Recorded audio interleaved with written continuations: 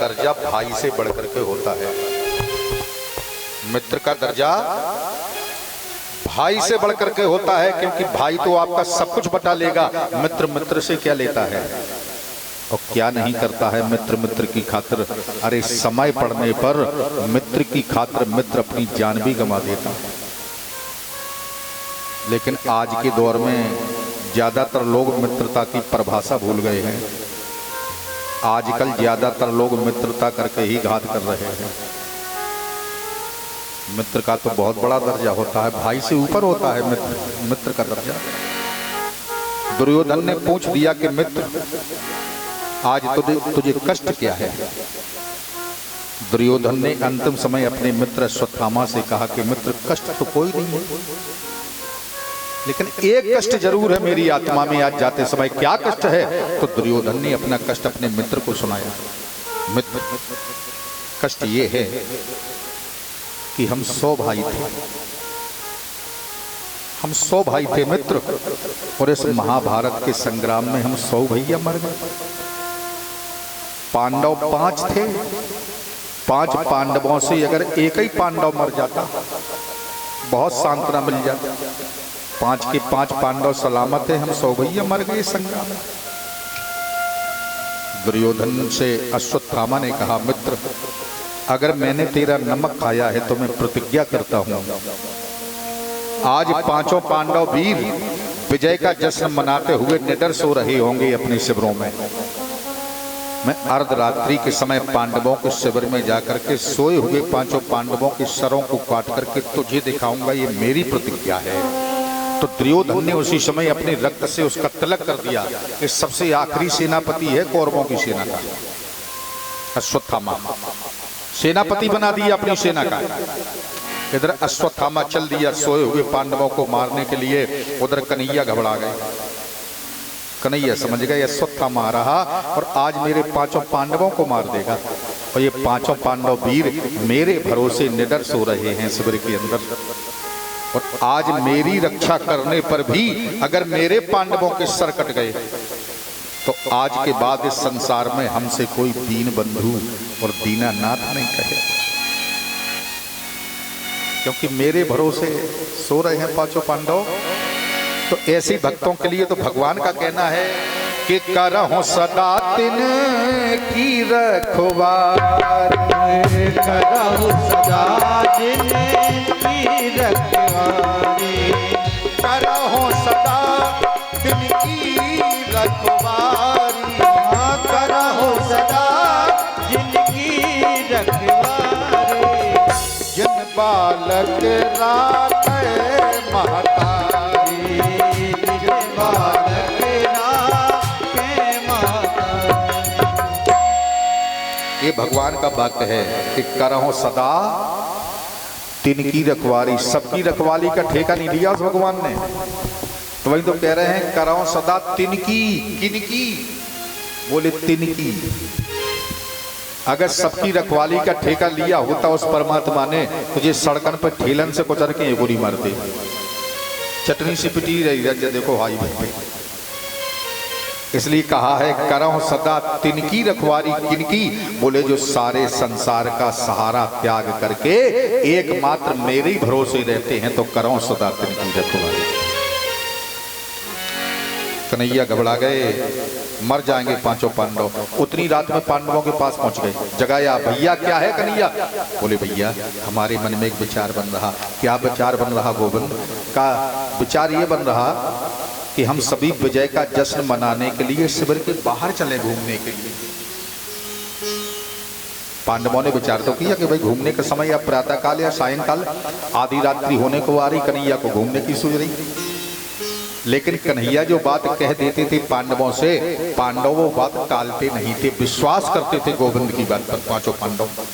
कन्हैया 5 पांडवों ने भी कहा कन्हैया आपका विचार है तो हमारा भी विचार है, चलो घूम लिया जाए। द्रौपदी के 5 जवान पुत्र हैं, एक एक पांडव के द्वारा द्रौपदी से एक एक बेटा पैदा हुआ। द्रौपदी के 5 पुत्रों से भी कन्हैया ने कहा भैया तुम भी चलो हमारे संग में घूमने के लिए। द्रौपदी के पुत्रों ने क्या उत्तर दिया गोविंद को? कन्हैया न तुम्हें रात में नींद आए न तुम्हें दिन में नींद आए, जब रात दिन नींद नहीं आएगी कन्हैया, करोगे क्या, घूम ही फिरोगे। आधी रात्रि होने को आ रही हो, तुम्हें घूमने की सूझ रही, क्योंकि तुम्हें रात दिन नींद नहीं आती, सो तुम ही घूमो, हमें नींद आ रही, हम सोएंगे। कन्हैया बोले भैया नींद आ रही तो तुम सो, हम कर भी क्या सकते हैं। तो बुजुर्गों का भी कहना है, जो जागत है वो पावत है, और जो सोवत है होवत है। अब पांचों पांडवों ने अर्धरात्रि के समय भी गोविंद का साथ नहीं छोड़ा, सो इनके पैर में कांटा भी नहीं लगा। द्रौपदी के 5 बेटों ने गोविंद का साथ छोड़ दिया। उसी शिविर में अपने अपने पिता की सैया पर 5 बेटा सो गए। 5 पांडवों को लेकर के गोविंद शिविर से निकल गए। इधर आतताई बनकर के अश्वत्थामा आया, सोए हुए सैनिकों को कतराए थे इसने अच्छी तरह से। पांडवों के शिविर में पहुंचा, अंधेरा छाया है, ये समझ नहीं पाया। द्रौपदी के 5 बेटों को 5 पांडव समझ लिया इसने, और सोए हुए द्रौपदी के 5 पुत्रों के सर काट लिए। बाल पकड़ करके खोपड़ियां टांग ली और पार 5 सर लेकर के पहुंचा दुर्योधन के पास। दुर्योधन को एक श्राप था। क्या श्राप था? कि एक ही समय में तुझे सबसे ज्यादा प्रसन्नता और सबसे ज्यादा कष्ट जिस समय हो जाएगा उसी समय तू मर जाएगा। एक ही समय में 5 सर पटक दिए। कहा मित्र, मैंने तुम्हारे 5 शत्रुओं का अंत कर दिया। इतना प्रसन्न हुआ दुर्योधन की प्रसन्नता का ठिकाना नहीं। मेरे 5 शत्रु मारे गए, लेकिन गौर से जब देखा तो घबरा गया दुर्योधन। इतना घबरा गया, कार्य दुष्ट, ये तूने क्या कर दिया? भीम का जो पुत्र था उसकी खोपड़ी को मिसल दिया, खोपड़ी फूट गई। कि अगर भीम का सर होता है खोपड़ी फूट ही नहीं सकती थी। इतना कष्ट हुआ, धिक्कार दिया अश्वत्थामा को, रे दुष्ट, आज तूने कौरवों का नहीं, आज तूने पांडवों का नहीं, बल्कि कुरु पांडवा नाम, आज तूने कौरवों और पांडवों दोनों कुलों का दीपक बुझा दिया। सभी तो मारे जा चुके हैं संग्राम में, यही बेचारे कुल दीपक बचे थे। इतना कष्ट हुआ कि दुर्योधन ने प्राण त्याग दिए, मर गया दुर्योधन।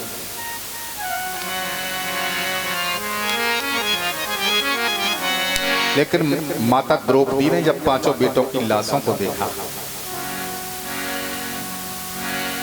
माता शिशु नाम निधनम सुतानाम निशम घोरम परितपुमान। 5 बेटों की लाशों को देखा तो बिलखने लगी एक माता, क्योंकि माँ की ममता कैसी होती है ये तो माँ ही जानती है। अगर किसी माता के बच्चे के सिर में दर्द हो जाए तो माता सारे दिन भोजन नहीं करती है। तो माता भगवान से यही मनौती मनाती है कि भगवान मेरे बच्चे का दर्द ठीक कर दो। और आज जिस माता की आंखों के सामने जिसका एक बेटा नहीं, जिसके 2 बेटे नहीं, बल्कि जिस माँ के 5 बेटे मरे पड़े हों, पूछो उस माँ की छाती से घोर विलाप कर रही है वो माता। उसी समय भगवान श्याम सुंदर 5 पांडवों को लेकर के शिविर में आ गया। कन्हैया ने जब अंदर का दृश्य देखा तो श्याम सुंदर के भी आंसू भरे आए। एक माँ को रोते बिलखते देखा, 5 बेटे मरे पड़े हैं, माता रो रही है। भीम से नहीं रहा गया तो गदा को लेकर के दौड़े, रे ब्राह्मणाधम, तुझे जिंदा नहीं छोड़ूंगा आज। लेकिन अर्जुन ने द्रौपदी को समझाया, देवी धैर्य धारण करो, आज मैं प्रतिज्ञा करता हूं कि जिसने मेरे बच्चों की दशा की है उस आतताई को पकड़ करके तेरे सामने उपस्थित करूंगा, और तू अगर चाहेगी तो उसे मृत्युदंड दूंगा तेरी आंखों के सामने, मेरी प्रतिज्ञा है। अपने सारथी से कहा, सारथी क्या है? कि जल्दी मेरे रथ को तैयार करो। कौन है इनके सारथी? भगवान श्याम सुंदर कन्हैया। कन्हैया ने रथ को तैयार किया, जिस पर हनुमंत लाल की चौकी लगी है पताका के रूप में। रथ पर सवार हुए, जाकर के अश्वत्थामा से घनघोर युद्ध किया अर्जुन ने, और रस्सियों से बांध करके लेकर के आए। ऐसे तत आसाद तरसा दारुणम गौतमी सुतम बबंधा मर्ष ताम्राक्षो पशुम रसनिया यथा। ऐसे बांधा अश्वत्थामा को, बोले पशुम रसनिया यथा, जैसे यज्ञ बलि का पशु रस्सियों से बांध के लाया जाता है, ब्राह्मण को बांध लिया पशु की तरह। उसी शिविर में लेकर के आए जहाँ पर बेचारी ये भी बैठी बैठी रो रही है। 5 बेटों के हत्यारे को सामने खड़ा कर दिया। लेकिन द्रौपदी ने अपने सामने जब एक ब्राह्मण का अपमान देखा तो द्रौपदी कोई साधारण नारी नहीं है। द्रौपदी कोई साधारण नारी नहीं है। द्रौपदी तो साक्षात दया की मूर्ति है। और 5 पांडवों ने किसे अपनाया? दया रूपी द्रौपदी को। इसलिए त्रिलोकीनाथ रथ के सारथी बन गए, क्योंकि 5 पांडवों ने दया को अपनाया। द्रौपदी दया की मूर्ति है। एक ब्राह्मण का अपमान देखा,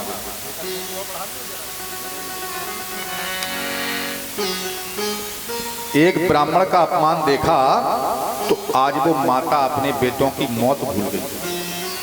भाग पड़ी द्रौपदी और अपने हाथों से उस ब्राह्मण के बंधन खोलने लगी और अपने पति अर्जुन को धिक्कारते हुए कहने लगी, महाराज मुच्यताम से ब्राह्मणो नितराम गुरु।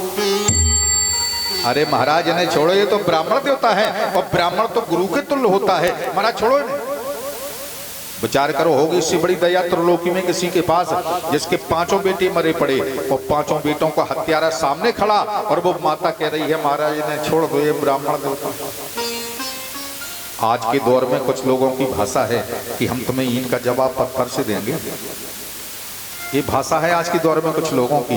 लेकिन धन्य है द्रौपदी, कितनी बढ़िया शिक्षा दे रही है इस बात से कि तुमने हमें पत्थर मारा है, हमारे पास फूल है, तुम फूल ही ले जाओ। क्योंकि निर्णय करता हम और आप नहीं है, निर्णय करता तो वो परमपिता परमात्मा है। लेकिन अर्जुन नहीं मान रहे हैं देवी, आज इसे जिंदा नहीं छोड़ूंगा।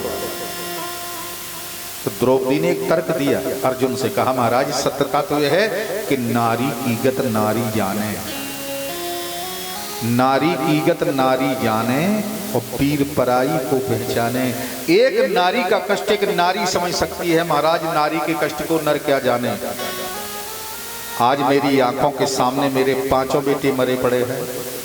मेरी इस वेदना को कोई संसारिक प्राणी क्या जानेगा, क्योंकि बेटे तो मेरे पड़े। फिर भी कोई बात नहीं महाराज, मैं तो फिर भी जिंदा रह लूंगी। अरे 5 बेटे न सही, मेरे 5 महारथी पति हैं। मैं अपने 5 पतियों के सहारे अपना जीवन गुजार लूंगी। लेकिन आज आपने अश्वत्थामा को मार दिया तो इसकी जो माता गौतमी है, जो अश्वत्थामा की माँ गौतमी है, वो माँ जरूर मर जाएगी महाराज, क्योंकि वो भी एक माँ है जिसके पतिदेव द्रोणाचार्य जी महाराज महाभारत के संग्राम में मारे जा चुके हैं महाराज। एक ही सहारा बचा है बेचारी को जिंदा रहने के लिए, एक बेटा। और आज आपने अगर उसका वो भी सहारा छीन लिया महाराज तो वो माता जरूर मर जाएगी, मैं तो जिंदा रह लूंगी। इसलिए मैं प्रार्थना करती हूँ कि मुच्यताम इस ब्राह्मणों नितराम गुरु। महाराज ने छोड़ दो ये ब्राह्मण। अब महाराज युधिष्ठिर ने विचार किया समस्या तो जटिल है।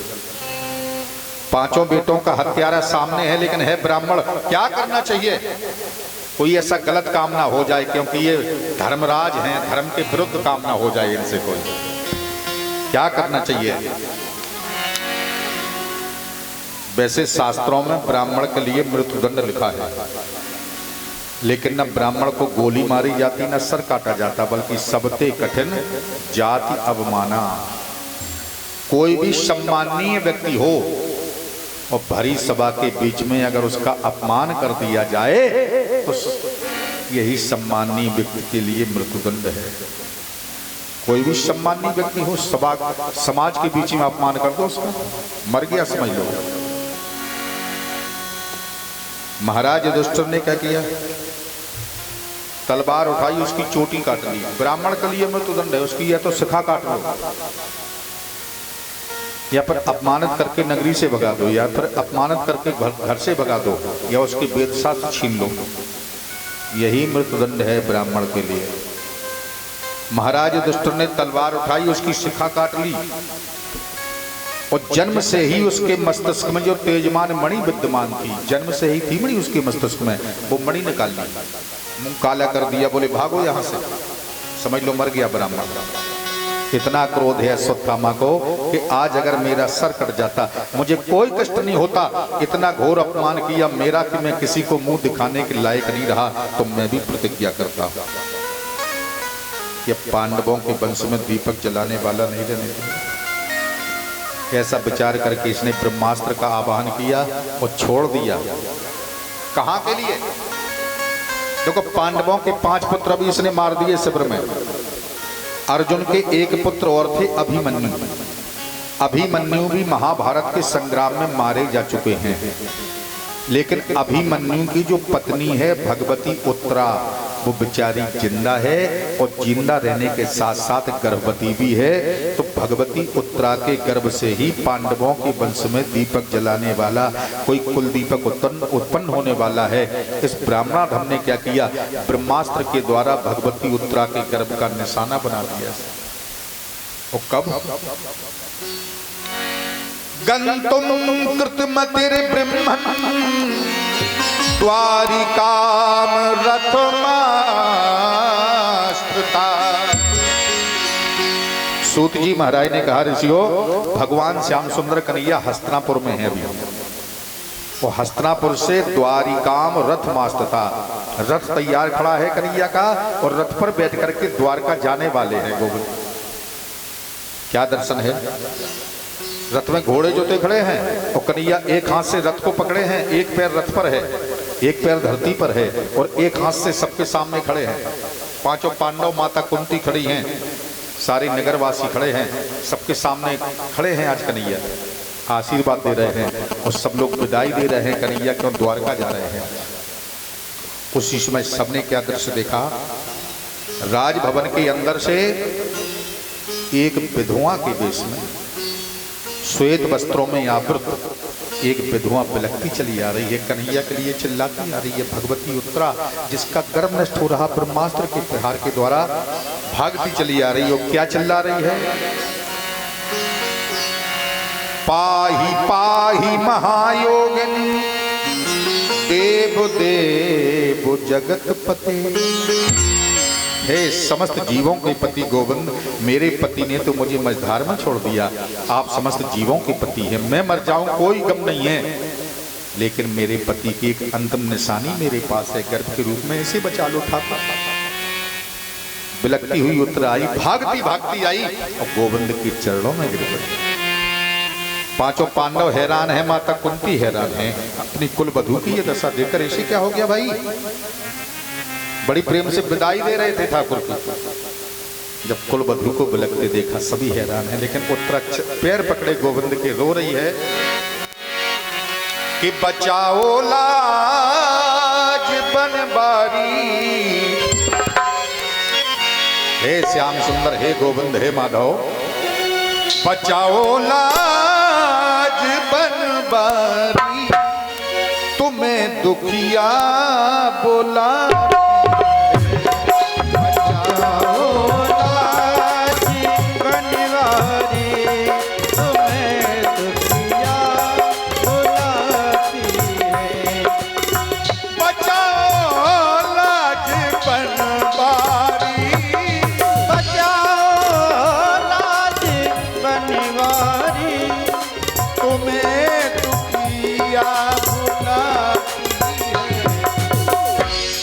उतर की वेदना मुझसे, उतर की वेदना मुझसे सही नहीं नाथ जाती है। उतर की वेदना मुझसे सही नहीं नाथ जाती है। बचाओ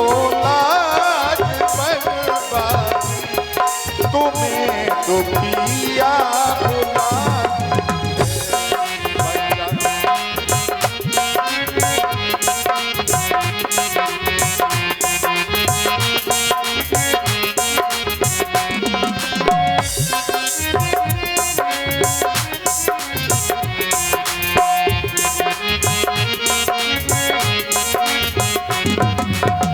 उत्तरा ने कहा, गोविंद, मेरे पति ने मझधार में छोड़ दिया ठाकुर, लेकिन तुम तो समस्त जीवों के पति हो। और वैसे कन्हैया सत्यता यह है, संसारी लोग कुछ भी कहें, नारी की लोक लाज और श्रृंगार है पति। नारी की लोक लाज और श्रृंगार है पति। मायके की लाज ससुरे का हम्बार है पति।